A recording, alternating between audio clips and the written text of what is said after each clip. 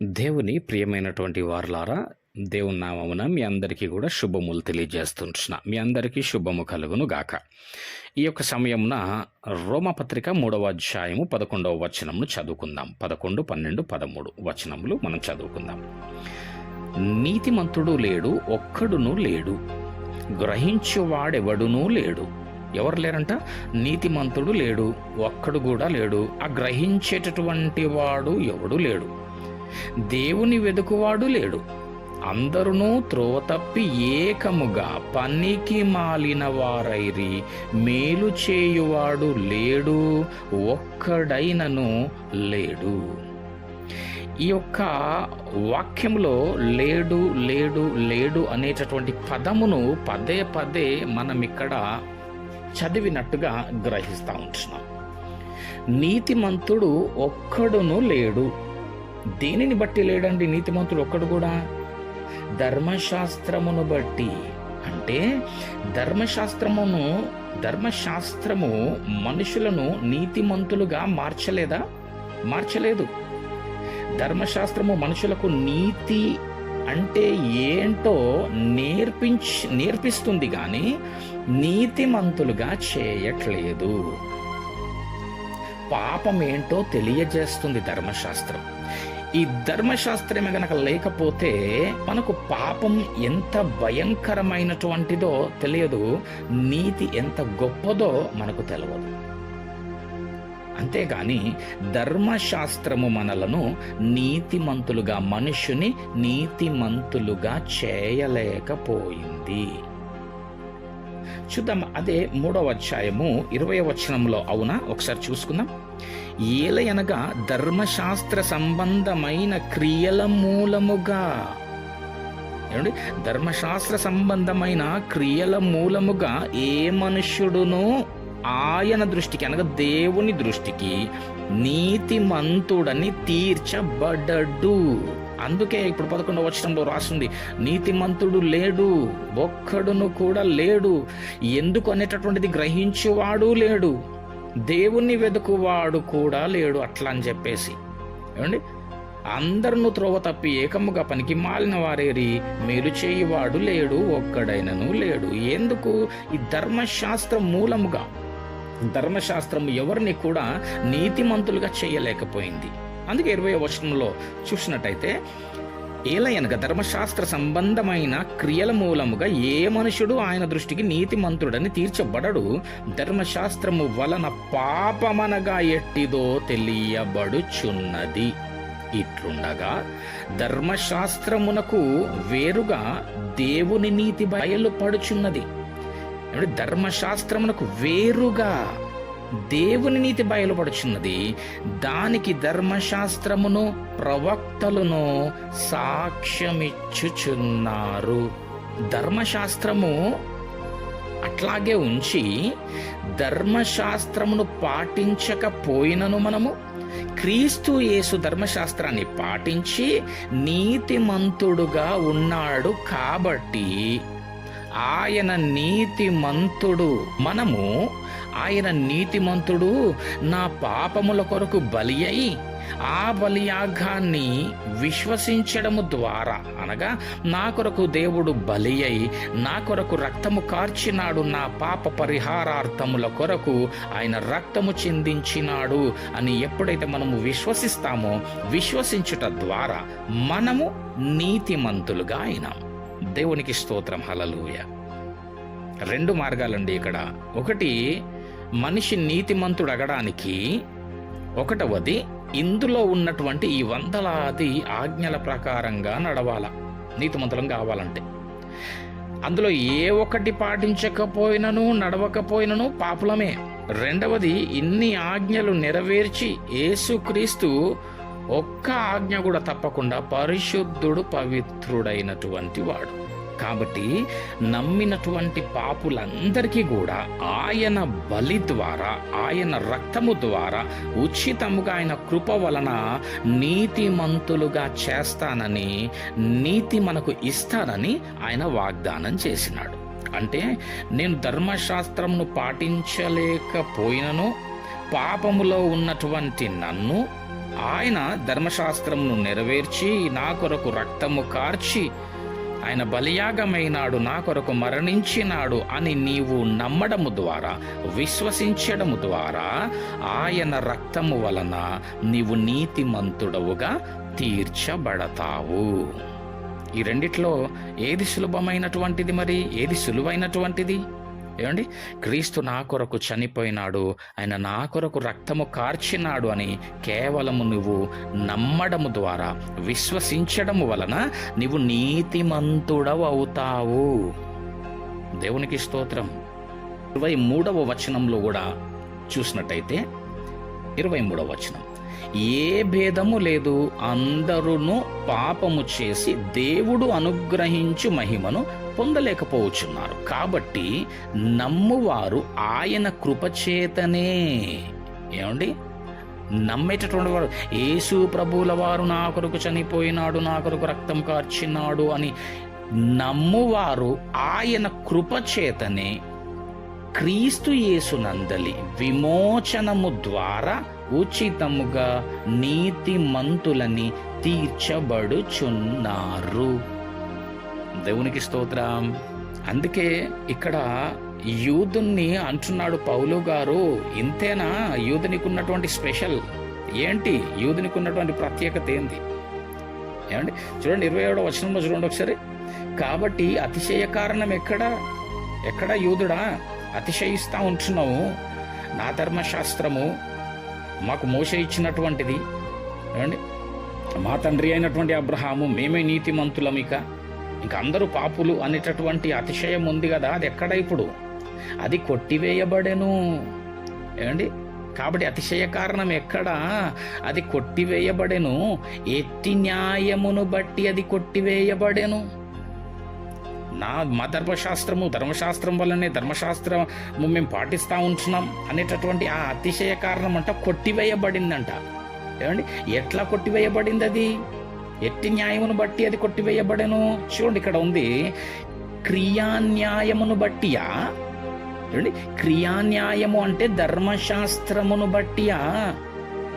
కాదు, విశ్వాస న్యాయమును బట్టియే. విశ్వాస న్యాయం అంటే దేవుని కృపా సువార్త ద్వారా ఆ అతిశయము కొట్టివేయబడినది. ఏమండి, కాబట్టి ధర్మశాస్త్ర సంబంధమైన క్రియలు లేకుండా విశ్వాసము వలననే మనుష్యులు నీతిమంతులుగా తీర్చబడుచున్నారు. ఏమండి, తీర్చబడుచున్నారని ఎంచుచున్నాము. ఇది ఎట్లాగుంటే యోధుడేమనుకుంటున్నాడంట, మా ధర్మశాస్త్రము, ఏమండి, మా పితరుడైనటువంటి మా తండ్రి అయినటువంటి అబ్రహాము మోషే మాకిచ్చినాడు ధర్మశాస్త్రము అని ఆ ధర్మశాస్త్రం ద్వారా వారు అతిశయపడతా ఉంటే, ఇక్కడ పౌలు గారు మాట్లాడుతూ ఉంటున్నారు ఏంటంట, ధర్మశాస్త్ర సంబంధమైన క్రియలు లేకుండా విశ్వాసము వలననే మనుషులు నీతిమంతులుగా తీర్చబడుచున్నారని ఎంచుచున్నాము. దేవుడు యూదులకు మాత్రమే దేవుడా? ఈ నీతి అనేటటువంటిది మీకు మాత్రమే ఇచ్చినాడా? యూదులకు మాత్రమే దేవుడా? యూదులకు మాత్రమే ఇచ్చినాడా అండి ఈ యొక్క నీతి? కాదు, అన్యజనులకు దేవుడు కాడా? అవును, అన్యజనులకును దేవుడే. ఏ భేదము లేదండి ఆయన దగ్గర, ఏ భేదము లేదు. ఎవరైతే ఆయనను అంగీకరిస్తుంటున్నారో, ఎవరైతే ఆయనను విశ్వసిస్తుంటున్నారో వారిని దేవుడు నీతిమంతులుగా, ఉచితముగా నీతిమంతులుగా తీర్చేస్తున్నాడు. దేవుడు ఒక్కడే గనుక ఆయన సున్నతి గల వారిని విశ్వాస మూలముగా, చూడండి, సున్నతి గల వారిని విశ్వాసం మూలముగాను, సున్నతి లేని వారిని విశ్వాసము ద్వారాను. జాగ్రత్తగా అర్థం చేసుకోవాలా. దేవుడు ఒక్కడే గనుక ఆయన సున్నతి గల వారిని విశ్వాస మూలముగా, సున్నతి లేని వారిని విశ్వాసము ద్వారాను నీతిమంతులునుగా తీర్చును. విశ్వాసము ద్వారా ధర్మశాస్త్రమును నిరర్థకము చేయుచున్నామా? ఏమండి, అట్లని చెప్పేసి విశ్వాసం ద్వారా మనం ఏమైనా ధర్మశాస్త్రం నిరర్థకం చేయుచుంటున్నామా? లేదు లేదు, అట్లనరాదు. ధర్మశాస్త్రమును స్థిరపరచుచున్నాము. ధర్మశాస్త్రమును సంపూర్ణముగా నెరవేర్చినటువంటి ఆ క్రీస్తు ద్వారా నీతిమంతులమై ధర్మశాస్త్రమును అంగీకరించువారమైతిమి, నెరవేర్చువారమైతిమి. ధర్మశాస్త్రం మాదని గొప్పగా చెప్పుకుంటున్నావు కానీ దాని ప్రకారంగా నువ్వు నడవగలిగినావా? నీతిమంతుడవుగా మార్చబడగలిగినావా? క్రియలు లేవు, క్రియాన్యాయము ఫెయిల్ అయిపోయింది. నడుచుకోలేకపోయింది యోధుడు, కానీ మనుషులు నడుచుకోలేకపోయినారు. ఈ కృప దేవుడు అందరికీ కూడా ఇచ్చినాడు. ఇప్పుడు మనం చదువుకున్నటువంటి విధముగా అన్యులకు దేవుడు కాడా, అన్యులకు కూడా నమ్మితే అందరినీ కూడా ఆయన నీతిమంతులుగా తీర్చేటటువంటి వాడై ఉన్నాడు. విశ్వాసము ద్వారా ధర్మశాస్త్రమును నిరర్థకము చేయుచున్నామా? అట్లనరాదు. దాన్ని ఏం చేస్తున్నామంట? స్థిరపరుస్తుంటున్నాం మనం ఓహో, అయితే ధర్మశాస్త్రం నీతిమంతులుగా చేయట్లేదన్నమాట అని చెప్పేసి ధర్మశాస్త్రం మనం నిరర్థకం చేయడంలే, దాన్ని తీసివేయడంలే, మనం దాన్ని స్థిరపరచుచున్నాం. ఇప్పుడు యేసుక్రీస్తు ద్వారా విశ్వాసం ఉంచుచున్నాము కాబట్టి ధర్మశాస్త్రంను వేస్ట్ అని అనడానికి వీల్లేదు, అనట్లేదు కూడా. ధర్మశాస్త్రం చాలా శ్రేష్టమైనది, ధర్మశాస్త్రము చాలా గొప్పది. నాలాంటి బలహీనుడు దాన్ని పాటించలేకపోతున్నాడు. కాబట్టి పాటించిన యేసుక్రీస్తు కృపతో, ఆయన బలియాగముతో నేను ఉచితముగా నీతిమంతుణ్ణి అయినానే తప్ప ధర్మశాస్త్రాన్ని నేను కొట్టివేసి కాదు, నెరవేర్చి, అంటే నెరవేర్చిన క్రీస్తు ద్వారా నేను నీతిమంతుణ్ణి అయినాను. నేను యేసుక్రీస్తు ద్వారా ధర్మశాస్త్రమును నెరవేర్చిన వాడనే. ఇకపోతే 4వ అధ్యాయంలో చూసినట్టయితే మొదటి వచనంలో నుంచి ఈ అధ్యాయంలో యూదులకు అతిశయ కారణంగా ఉన్నటువంటి అబ్రహామును తీసుకున్నాడు పౌలు గారు. అందుకే యూదులందరూ యేసు ప్రభు వచ్చినా సరే మా తండ్రి అయిన అబ్రహాము అనేసి అంటున్నారు. వాళ్ళు మా మోషే ఇచ్చినటువంటి ధర్మశాస్త్రమని, ఏమండి, వాక్య ప్రకారంగా నీతిమంతులమని చెప్తున్నారు కదా. నేను ఒక ప్రశ్న వేస్తాను మీకు. మీ తండ్రి అయిన అబ్రహాము ధర్మశాస్త్రం ద్వారా నీతిమంతుడైనాడా లేక విశ్వాసము ద్వారా నీతిమంతుడైనాడా? మీరు ఒకవేళ అజ్ఞానులైతే, మూర్ఖులైతే ధర్మశాస్త్రం ద్వారా అయినాడు అనేటటువంటిది అంటారు వీళ్ళు. ఎందుకు మూర్ఖులు అనేసి అంటే అబ్రహాము ఉన్నప్పుడు ఇంకా అసలు ధర్మశాస్త్రమే ఇవ్వబడలేదు కదా. మోషే కాలంలో ధర్మశాస్త్రం వచ్చింది. ఏమండి, అబ్రహాము ధర్మశాస్త్రం లేనప్పుడే నీతిమంతుడిగా మార్చబడ్డాడు అనేసి అంటే అది లా ద్వారా కాదు, ఫేత్, విశ్వాసము ద్వారా. అందుకే చూడండి, ఇక్కడ 1వ వచనంలో 4వ అధ్యాయం 1వ వచనము, కాబట్టి శరీరము విషయమైన మన మూల పురుషుడగు అబ్రహామునకేమి దొరికినని అందుము. అబ్రహాము క్రియల మూలముగా నీతిమంతుడని తీర్చబడిన ఎడల అతనికి అతిశయ కారణము కలుగును గాని అది దేవుని ఎదుట కలుగదు. లేఖనమేమి చెప్పుచున్నది? అబ్రహాము దేవుని నమ్మెను, అది అతనికి నీతిగా ఎంచబడెను. కాబట్టి ఇక్కడ 5వ వచనంలో కూడా గమనించినట్టయితే పని చేయక భక్తిహీనుని నీతిమంతునిగా తీర్చువానియందు, పని చేయకుండా అసలు క్రియలే లేకుండా ఒక భక్తిహీనుని నీతిమంతునిగా తీర్చువానియందు. ఎవరు? యేసు ప్రభువుల వారాయన. నీతిమంతుడిగా తీర్చువాని యందు విశ్వసించు వారికి వాని విశ్వాసము నీతిగా ఎంచబడుచున్నది. ఆ ప్రకారమే క్రియలు లేకుండా, అంటే మనమే క్రియలు ఏం లేవు, ఏంటి, ఆ ధర్మశాస్త్రానుసారమైనటువంటి జీవితం లేదు, ఆ క్రియలు లేవు. ఆ ప్రకారమే క్రియలు లేకుండా దేవుడెవనిని నీతిమంతునిగా ఎంచునో, క్రియలు లేకుండా దేవుడు ఎవరిని నీతిమంతులుగా ఎంచినాడు, తీర్చినాడు? మనలనే. అర్థం చేసుకోండి, ఇక్కడ ఆ ప్రకారమే క్రియలు లేకుండా దేవుడెవనిని నీతిమంతుడుగా ఎంచెనో ఆ మనుష్యుడు ధన్యుడని దావీదు కూడా చెప్పుచున్నాడు. దావీదు అన్నాడంట, మనలను చూసి వీరు క్రియలు లేకుండానే నీతిమంతులైపోయినారా బాబు అని.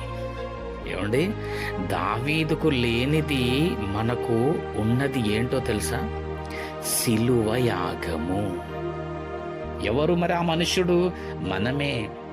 ధర్మశాస్త్ర సంబంధమైనటువంటి క్రియలు నడవడిక లేకున్నా మనము దేవుణ్ణి, యేసు ప్రభువుల వారిని నా కొరకు మరణించినాడు, రక్తము కార్చినాడు నా పాపముల నిమిత్తమని విశ్వసించడము ద్వారా మనము నీతిమంతులుగా తీర్చబడ్డాం. అంటే క్రియలు లేకుండా దేవుడు మనల్ని నీతిమంతులుగా తీర్చినాడు. అట్టి క్రియలు లేకుండా నీతిమంతులుగా తీర్చబడ్డటువంటి మనము ధన్యులము. కాబట్టి ప్రియమైనటువంటి వారలారా, ఇట్టి విధమైనటువంటి నీతి అన్నటువంటి దానిని పొందుకున్న నీవు, నీతిమంతుడవుగా తీర్చబడినటువంటి నీవు భక్తుడవుగా మార్చబడాల.